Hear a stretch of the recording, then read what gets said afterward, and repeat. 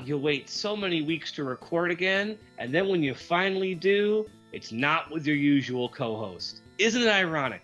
Don't you think? Or maybe it's not. I don't know. I love those 90s references. Welcome to the St. Canard Files, a Darkwing Duck podcast. I'm your host, Mike Russo, and joining me for issue 3 of Joe Book's Darkwing Duck is my friend Stan. Welcome back, Stan. Thanks for having me back, Mike. It has been a very busy summer. I have to admit, I've been busy. Tiffany has been very busy. As we're recording this right now, she's on vacation. So since she was busy and we've missed a few Mondays, I do apologize. We had to get an episode out. The show must go on. So I asked Stan to cover for Tiffany. So I'm very thankful he's here. How you doing? Not too bad. Not too bad at all. Buy anything new with Darkwing Duck recently? Nothing with Darkwing recently, unfortunately. No? Nah. Anything Disney Afternoon? Or taking a break? Haven't gotten anything Disney Afternoon lately either, unfortunately. Mostly been getting Star Wars items and other stuff like that. I broke my dry spell recently. I bought that Disney Afternoon tumbler from Shop Disney. I saw that. I'm still kind of miffed that Darkwing's only on it once. I know. And it's like Webby's there twice. And it's just like, why is he only there once? Yeah, it doesn't make any sense. But it's still a really cool cup. A little too nice for me to want to use, though. It's. I feel like the design would probably rub off if I washed it too much, so I'm just displaying it. Yeah. But it's cool. The art is really nice, and Gizmo Duck is on it. I had to get it. Yeah. So that's cool. And honestly, speaking of merchandise, I guess we should mention the big Darkwing Duck news that was this mentioned at Comic-Con, or was it just happened to be like at the same time? I think it was mentioned at San Diego Comic-Con. All right. So what was the big news? That we are getting brand new Darkwing Duck comics from the company Dynamite. Right. Brand new comics plus reprints, correct? Yeah, it looks like they will probably be reprinting the Darkly Dons the Duck 4-parter first, but again. Yeah, again, this will be like the 4th or 5th time I've owned it, but I am going to buy it because the more that we buy the first volume, the more they'll say, hey, let's reprint other Darkwing stuff that maybe we haven't had. That's true. I hope in their reprinting they hit some Disney Adventures and Marvel stuff that hasn't been reprinted yet. Yeah, that's my big hope, like maybe a big trade paperback full of all the Disney Adventures ones, because I bet they could get every Darkwing Disney Adventure story in one trade paperback. I don't know how exactly this coincides with what Fantagraphics is doing. I know volumes 2 and 3 of those books are still coming out next year. So I don't know like how this is going to occupy the same space, what that means in terms of licensing. Yeah, I'm not sure. As long as nobody reprints Let's Get Fiscal and Turnabout is Foul Play again. Yeah. I'd be good if I didn't have to see those comics anymore. Now, we should mention for the brand new Darkwing stories, they have not announced an artist or a writer yet. Yeah. Sparrow and Silvani said they had not been notified. But sometimes people sign non-disclosures and can't say things. Yeah. But maybe it's not. Maybe it's totally new. We don't have any idea past the fact that they're actually doing this. They're also doing Gargoyles with Greg Weisman's involvement, which damn well better. Yeah, and they will also be getting the reprint treatment for Gargoyles as well. Which I think is a good thing, because I've heard some of those Gargoyles comics are kind of pricey. Yeah, and Gargoyles has a pretty rabid fan base. I would say maybe even more so than Darkwing. Yeah. And I don't know anything really about Dynamite Comics. When I hear them brought up in fan circles outside of Darkwing, I unfortunately don't hear positive things. So right now, I just got to keep my fingers crossed that they do a good job with this stuff. So I hope so. nothing comes out till next year, so we have some time. Yep. Anything else going on with Darkwing? I know the Diamond Select figure, the prototype was shown off again. It's just a computer rendering, but the design looks pretty good. Oh yeah, the design looks spot on. So Removable hat and all. as long as it looks as good, if not better than the Funko action figure, I'm in. I thought the Funko figure looked amazing. Well, that's I, it. As long I, as it looks as good or better, I'm yeah. fine.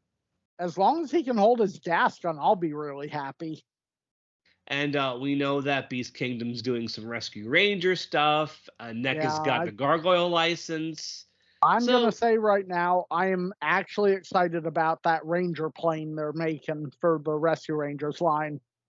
that looks cool. I mean, if I didn't buy the Beast Kingdom, Darkwing, and NECA, I'm not touching the Rescue Rangers. But fans of that show should be pretty happy. Well, one nice thing about it is I think they'll be 1-to-1 scale. That's true. This is one toy line where you can do the characters exactly the size they should be. At That's least true. the main characters. I mean, probably not some of the villains. Well, no, if they even get that far. Yeah, because I can't imagine them making a 1-to-1 scale Professor Numno. Oh, jeez. You'd have to cosplay as him. But anyway, let's get into the comic. We're gonna keep these shorter than normal, especially because we don't have Tiffany here to do our mini reviews. So we're gonna be skipping those tonight. So we've got issue 3 of Boom's Darkwing Duck, which is orange You is the mean new Joe Book?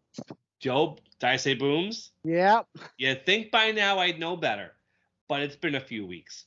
So yeah, issue 3 of Joe Book's Darkwing Duck, part 3 of Orange is the New Purple, which this one came out July of 2016. And before we dive into the story, Stan, tell us what the cover of this issue looks like. So the cover is Darkwing hanging suspended on a rope, looking very worried at a gaggle of villains underneath waiting to tear him limb from limb. I dare you to name all of them. I can probably name most of them. It looks like we have Cement Head, Ammonia Pine, Cantankerous, Liquidator, One Shot, Jambalaya Jake, Megavolt, Chrono Duck. I think I see Bushroot's Hair, Isis Vanderchill, Quackerjack, even though he's not in this story, Tuskernini, Moliarty. I see Negaduck. I see a couple Beagle Boys, Mr. Banana Brain, Muck Duck.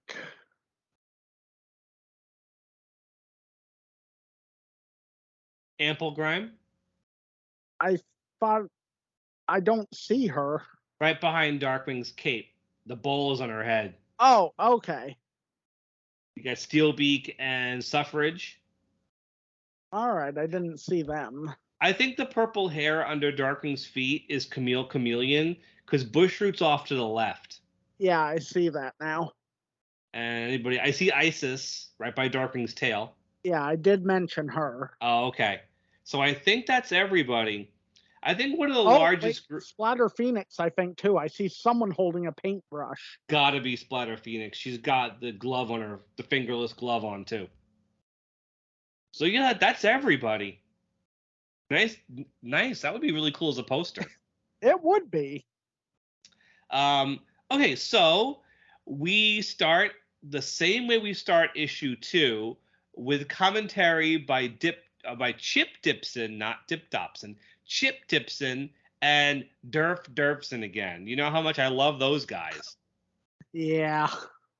Once again, they're really trying to make Durf Durfson a thing. Yeah, I just wish they'd bring Tom Lockjaw back.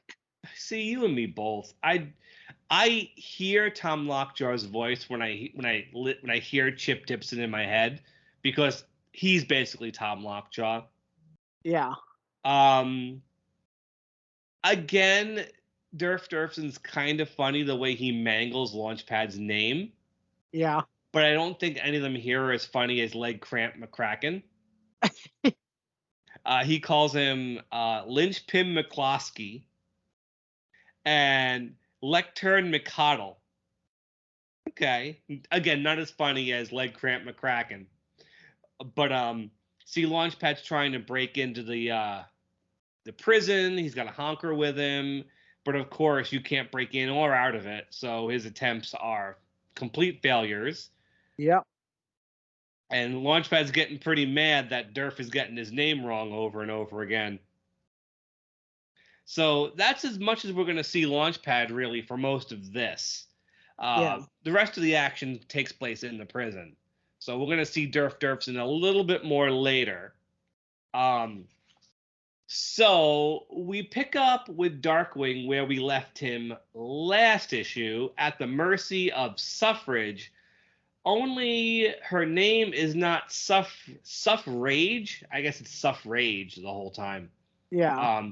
Suffrage, that is a pretty bad name. He's not kidding. What's her name? What is her name now? She's actually changed her name. She is now called Mysterious. That's even worse. But they lampshade it, so I guess that's fine. I still think she's Morgana. That's my belief. But she's a master of time and space, which I thought was Chronoduck's thing, but I guess she can do that now too. Apparently. Because she has him tied to like a sacrifice altar about to be eaten by a T-Rex. Very King Kong, only a T-Rex instead of a monkey. I think it's just her illusions. Yeah, basically. She claims she's a master of time and space, but yeah, I think it's just all illusions. There is a Haunted Mansion spoof. They have Mistress Mysterious or Constance in a crystal ball like Madame Leota, and there are instruments flying through the air, just like that attraction. And then and then her next scene, she's a pirate, and Darkwing's walking the plank. Yeah. So what happens in this next scene? Well, after she threatens to send Darkwing down to Davy Jones's locker, but somebody freezes her and her gang of rogues and saves Darkwing. Yes, I do like some of the wordplay here. Constance says, "Would you rather be kissed or keel-hauled? Your choice, darling." And Darkwing says, "I never kissed on the first keel-hauling." Yeah. I like the play on words here. Yeah, but before she's ready to like skewer him, yeah, she is frozen by none other than Isis Vanderchill. Not my favorite villain, but this is actually a pretty decent use of her, I think. She's still better than Ample Grime. I'll take that. Yeah, I'm in agreement. In All's Fahrenheit and Love and War, Darkwing says, "Why do the weird ones always fall for me?" He says it again here. He says, "I'm paraphrasing myself," which is really not. He's just repeating himself. But why do I always attract the weird ones? And a great Sun Wu face on Darkwing recalls that episode very well. Yeah. And before he's able to shoot her with the gas gun, she freezes it. And then we get a very, very obvious Disney reference here. Because before we go into that, there's a line that Constance says that might give you some more credence towards your Morgana theory. What is that? She says, "Stay away from my man, you flash frozen floozy." She has a huge crush on Darkwing. And it's never explained why Constance has a crush on Darkwing. As I mentioned when I was talking to Tiffany about this, I still think Morgana, when she poofed herself fighting Ducktulu, she lost her memory but retained her love of Darkwing. Yeah, I think you're probably right about that. That's why she has a crush on him. That's why she calls him Dark. And of course, she looks like Morgana with her hair down and with glasses on. I mean, she looks just like her. But anyway, yeah, so he's fighting Isis. And what's this really obvious Disney reference that comes up here? Isn't it a Frozen reference? Yeah. Who does she make herself look like? I think Elsa. Yeah, it's definitely Elsa. She says, much more contemporary, don't you agree, hon? And Darkwing goes, a new dress out of ice. And she says, oh, trust me, it's a thing now. I think it's a little played out because, yeah, haha, Frozen. Everybody knows Frozen. But you Yeah. know what? A villain who is an ice queen in 2016, your first thought's going to be Elsa. Yeah. So I don't blame them for the reference. I really don't. I chuckled the first time I saw it. Well, How looks like. does. Sorry. Go ahead. No, didn't mean to interrupt. I was going to say, after worming his way out of her grip, it looks like Darkwing gives his best Mr. Freeze impression. What does he do? It was ice seeing you again. Yes. Yes. Nice pun, Darkwing. Because he tricks her into kissing a pipe Yeah. that he puts his cape and hat on, and her beak freezes to it. And we get another yep, yep, yep, which is great. I love that it's here. And he leaves her stuck that way. And like you said, yes, I see you again. Very, very Mr. Freeze, very Schwarzenegger. So we leave Darkwing for a moment, and there is utter chaos in the science lab. What the heck is happening here, Stan? Goslin is having an all out brawl against Bushroot and Dr. Fossil. Two great scientists that do great science together. Chaos is reigning. Like, as only Goslin can cause it. She's got her hockey stick, and she's pulling on Bushroot's hair, slap-shotting the equipment all over the lab. Like, it's chaos, and I love it. Yeah. And Bushroot goes, what has science done? Because they're doing experiments. Can you explain what the experiments are? They're making these like leafy dinosaur creatures. Well, I guess it's what Fossil does best, combined with what Bushroot does best, isn't it? Yeah. So yeah, she's smacking the crap out of them with her hockey stick, and Bushroot says, it's a good thing these little dinosaurs. We only gave them a small drop of water to keep them little. And then what does Gaz do? Turns on the fire hose. The fire hose, and they turn into really cool looking giant plant tyrannosauruses. Yeah. And that is really cool. And Bushroot repeats his previous quote, but in a much more meek, what has science done? Yeah, it's cool to see Bushroot in this light because I don't think they really did him justice with Boom, and they barely used him. But here, this is just Bushroot the science nerd, Bushroot the wimp, and it works really good. I think they're finally giving Bushroot like his due, and it's nice to see Dr. Fossil. I'll admit that too. Yeah. What do you think of that character? I kind of liked him. Like, he was voiced by Donatello, so. Yeah, Barry Gordon himself was Dr. Fossil, and I can hear that Donatello voice as I read this. Yeah. I think he was one of the better parts of that episode. Yeah. Yeah, he was fun. I wouldn't have minded seeing him again. I don't know what they would have done with him if they had brought him back, but it's nice to see him here. Although I don't know how he wears clothes when he also has wings.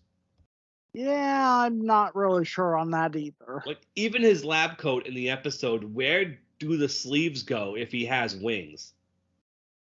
But I'm guessing that he probably has to fold the part of his wings that stretch out to get his arms through them.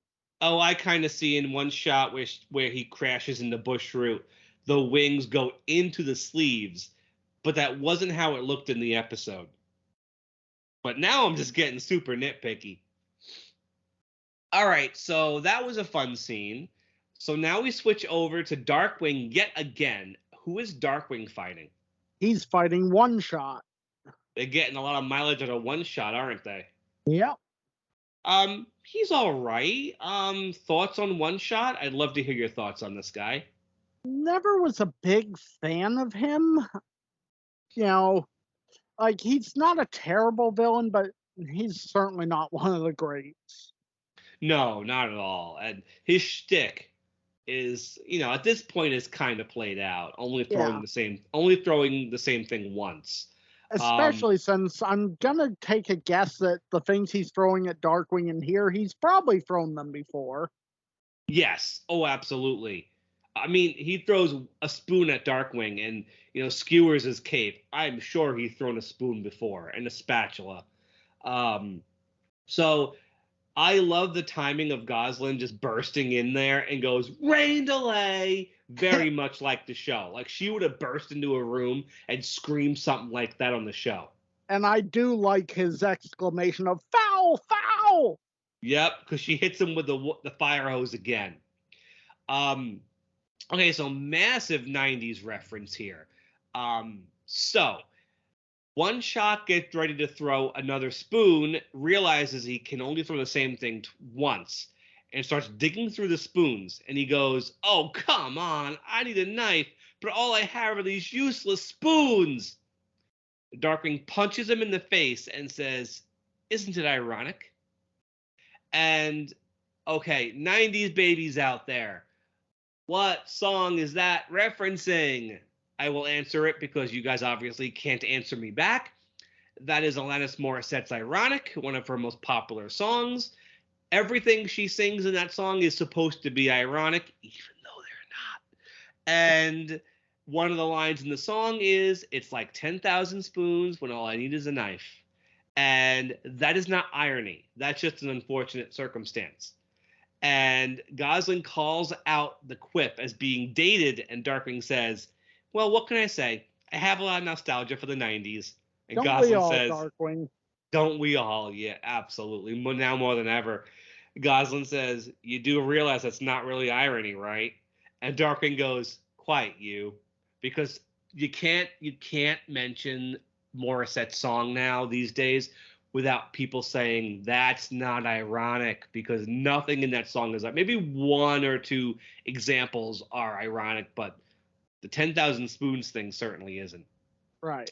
So Darkwing and Goslin leave the cafeteria where they've strung up One Shot. And this is my daughter Helena's favorite part of this comic. In fact, the copy I'm reading actually belongs to her.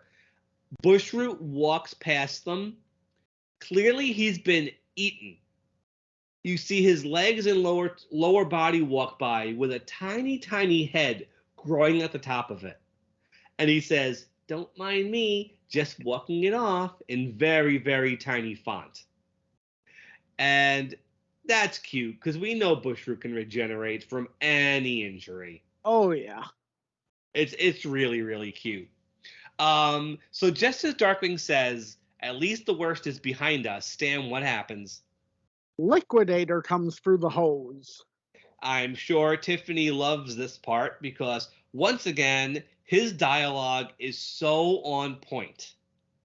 Yeah. Are your eyes tired, red, irritated? Nothing soothes and relieves better than sweet, sweet revenge. And once I deliver you to Negaduck, even the finest detergent won't be able to get the red out.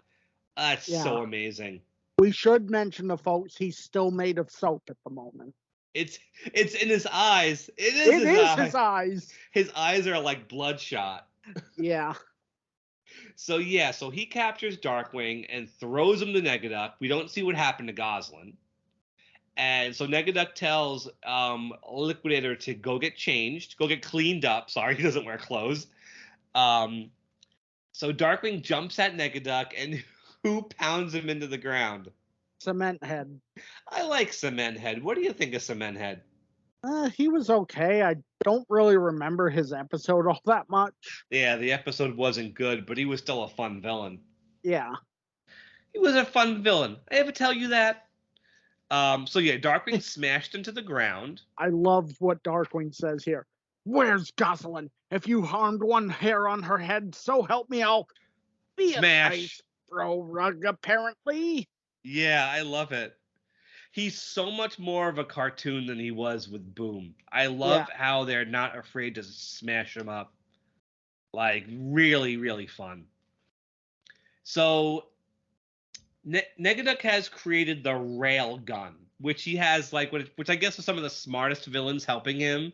You got Moriarty, Hotshot, which maybe not, I guess, because I didn't think Hotshot was very smart.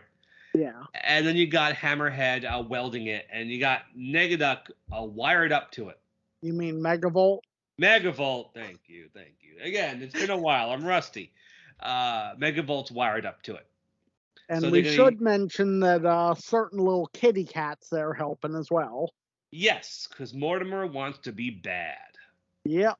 And Negaduck wants to use the railgun to blow a hole in the penitentiary so they can all escape. We do I'm not see entirely sure that'll work. I mean, Launchpad threw all the dynamite he could at it, so. that's true, but we'll see what happens, huh? Yep. We do see Wolf Duck walk by in the background. Yeah. So yeah, they got some use out of him, along with Jambalaya Jake. So Negaduck asks for Goslin, and Gumbo shows up carrying her. I think I mentioned this last time we saw Gumbo. I think it was with Tiffany, but I don't know why they keep drawing Gumbo to look like TikTok Croc. Yeah. That's not what Gumbo looks like. Like Gumbo would walk in on his hind legs carrying her in his hands. Or Gumbo would be in a corner somewhere eating a brownie with a knife and fork. Yeah. And Jambalaya Jake is there too. He doesn't talk or anything. So Negaduck is trying to talk Goslin into being his sidekick. It's the only dialogue I'm not thrilled with because he makes references to thinking about the future, about what you've lost, and who's going to be left to carry on your life's work. I feel like it's a little too existential and deep for Negaduck. You know what it kind of reminds me of his dialogue here? It sounds to me more like something Dark Warrior would say. Yeah, and it Like, also reminds me of the things he was saying in Crisis on Infinite Darkwing about something he lost. yeah. I'm still wondering if they're playing around with the idea that he lost access to the Negaverse and can't get back there. But that's a stretch. Right. So as he's talking to Goslin, he does have a very one of those lines that feels very much like it came out of the show. He says to her, "Admit it. You've always been sort of a bad egg, rule breaker, bedtime violator." Like that's just Well, like does Dark that Warrior there's says something similar, doesn't he? yeah, that's what I was talking about. Oh, okay. All right. Yeah, that's exactly what he says in Time and Punishment, isn't it? Give or take. More or less. You were always a bad egg right from the start. Never cleaned your bedroom. Never did the dishes. Yeah, pretty much the same thing. And then Goslin kicks him right in the face. Yep. And then Goslin makes a mention of him getting scrambled in the particles, which is something the comic has never explained. And even Megavolt questions it. Yeah. Like, how did you get back from that? And then Mortimer questions why he can't be his sidekick. And then Negaduck just goes, "Everybody shut up."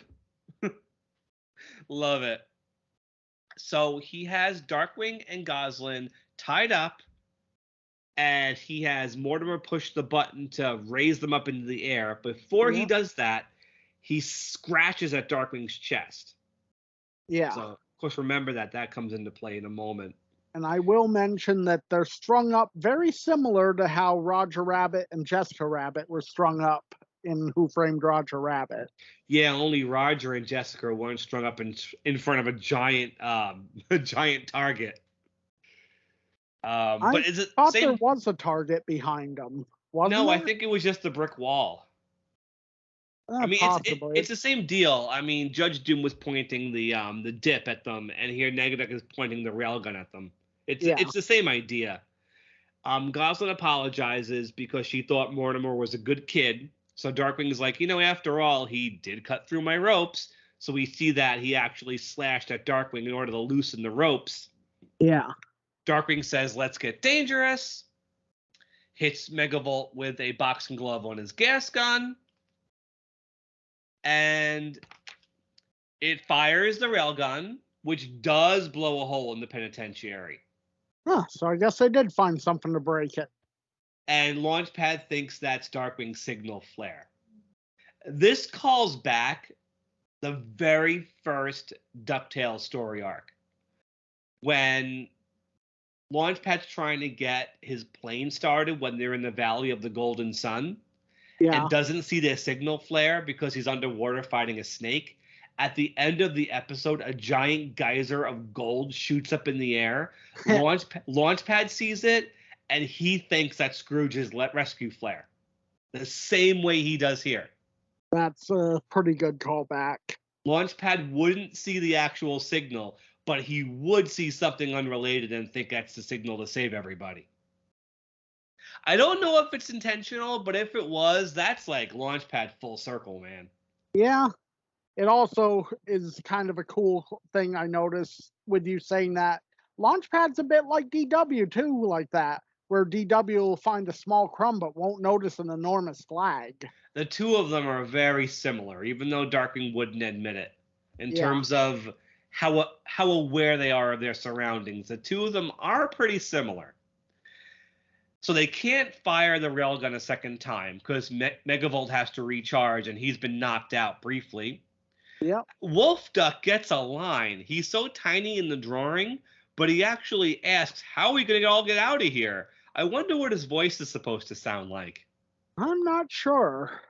I imagine probably like gruff and growly sounding in his wolf form. And I imagine in his normal form without being transformed, probably like a Poindexter nerd type.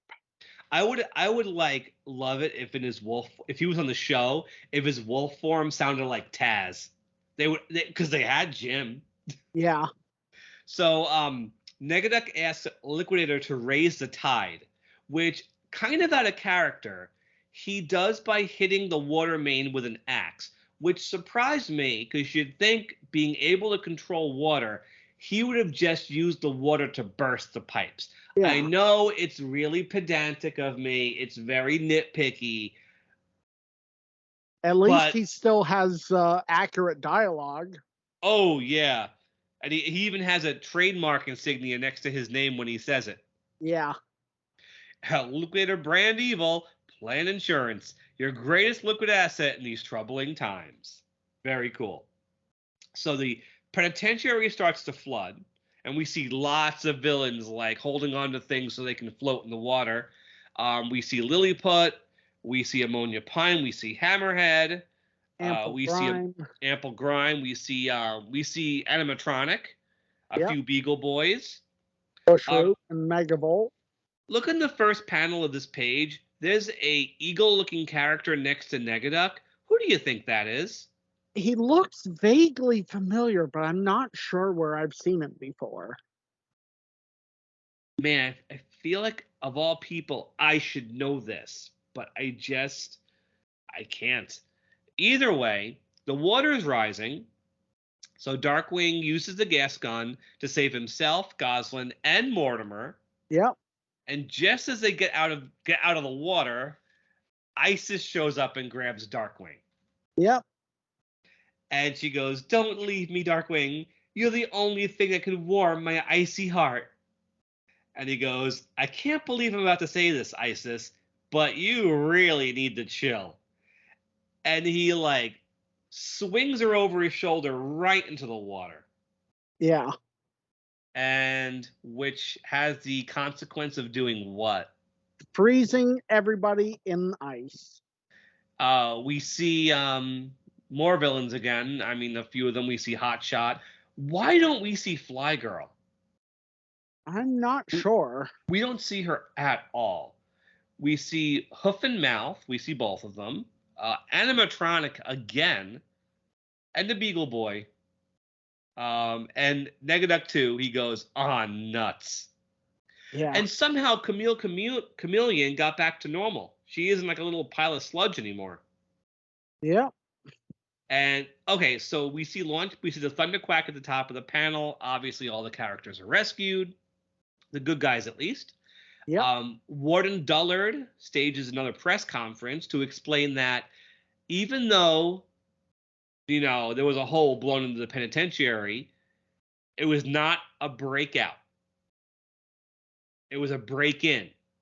So his claims the penitentiary is escape-proof is still uncontested.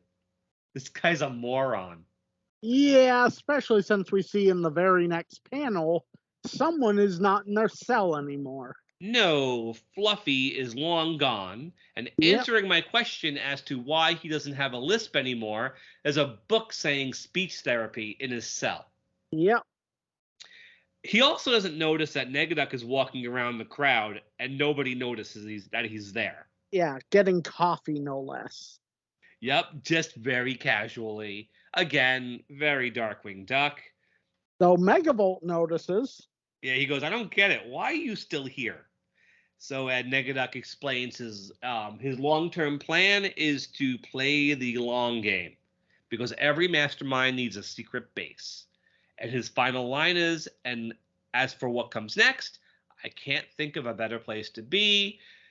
Sadly, we never find out what his long game actually is, because even though he gets a cameo in issue 8, I believe, we never really do see him again. Right. That's a shame. I But need to know what his long game was. yeah, but we have a reappearance of your favorite character from the arc. Who, again, calls Launchpad the wrong name one last time. He calls him Lard Paste Go ahead. Lard Paste McQuado. And what does he call Darkwing? Driftwood Donkey. His final line is really good. For whatever channel it is I work for, this is Derp Derpson signing, and then Darkwing shuts. And then, yeah, Darkwing is the one who shuts it off. It's Drake. Yeah. They are TV. I noticed a flat screen. Oh, it seems so weird when you watch an old show like Darkwing using modern technology. It's like when The Simpsons use smartphones. It doesn't work for me. Right. I want Darkwing Duck to be trapped in 1991. Just as much as I want Beavis and Butthead to be trapped in 1997, but they've rebooted it and now it takes place now. Yeah. Have you caught any of the new Beavis and Butthead, or were you not really a fan? I have not caught any of it yet, but I was a fan of the old, and I'll check the new out at some point. In a new episode, they go to an escape room. As a fan of escape rooms, I'm looking forward to seeing that episode. Anyway, Launchpad's still mad that Durf wasn't getting his name right. Darkwing admits, you get used to it. And then, in dialogue that's very, very similar to how almost every Darkwing Duck episode wraps up, Honker's like, at least everyone got out okay. And Gosling's like, and it turned out that Mortimer isn't a villain at heart after all. It's like the way all these Disney shows wrap up. And it turns out this didn't happen after all, Yeah.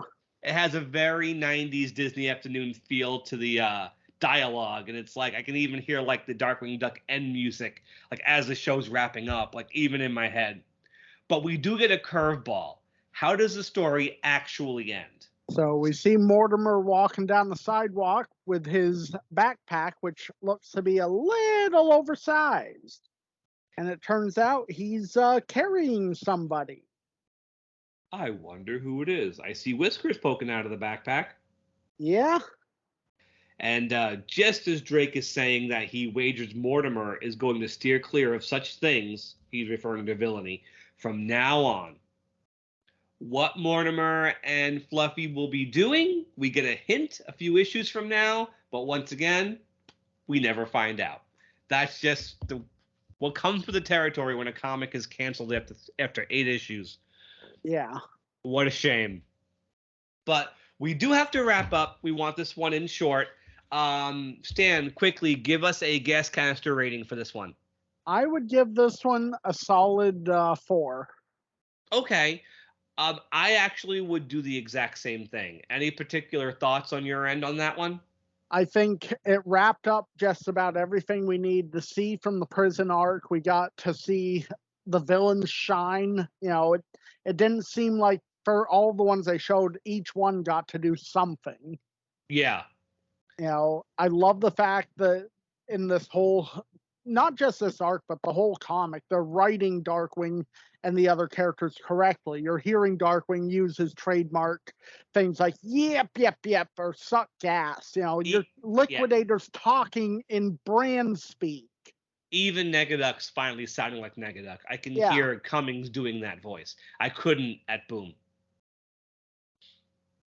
So yeah, I would give this a 4 as well. Same reasons. And the entire thing, I would give a solid 5 out of all the Darkwing stories we've gotten from this and Boom. I think this is the most solid. There's nothing wrong with it. There's tons and tons of villains. The dialogue is totally perfect. This would work as like a mini movie of the show. Like if they just adapted this and made like a special on Disney Plus, I would totally be satisfied with it. Yeah. Like if they said, hey, there's a Darkwing movie coming to Disney Plus, and they adapted these 3 issues into a movie and gave us all these villains, I'd be like, fine, I'm happy. That makes me awesome. That makes me happy. Only thing is we have no Quackerjack or Steelbeak. True. Quackerjack was the bigger loss. But anyway, that brings us to the end of this one. Next week we have issue 4, which standalone story with a brand new villain. I'm looking forward to this one because I really like this issue. Hopefully Tiffany will be back. If she is busy or can't make it, maybe we'll have Stan on again. We'll see what happens. I'm playing everything by ear these days as summer wraps up. Life has been crazy. But until then, we are the St. Canard Files, a Darkwing Duck podcast. I will make this short by saying if you listen to our podcast on any app, we are on it. Simple as that. I suggest Spotify. That's how I listen. But, you can also listen on YouTube if you feel like it. If you do that, though, subscribe, leave feedback, or anywhere you listen. But we're everywhere. Stan, is there anything you want to plug, or how can people find you? Well, I am on Facebook, and I also have 2 YouTube channels, DMC Jedi Man and DMC Jedi Man Gaming. And you do like reactions and reviews on those. I do reactions, reviews, video game playthroughs. Cool. Have a lot of fun. Cool. You enjoy what you do, and it's always nice to see. So until then, until next week, which I promise we'll have something up next week, where I want to try not to miss any more weeks until we finish Joe books. Knock on wood. Until then, everybody have a wonderful day or a wonderful night, depending on, when you're listening. If you're like me, you might be listening on your commute, so drive safe. And until next time, everybody stay dangerous. Stay dangerous. Don't let your eyes be soap. Haha. Good night, everyone.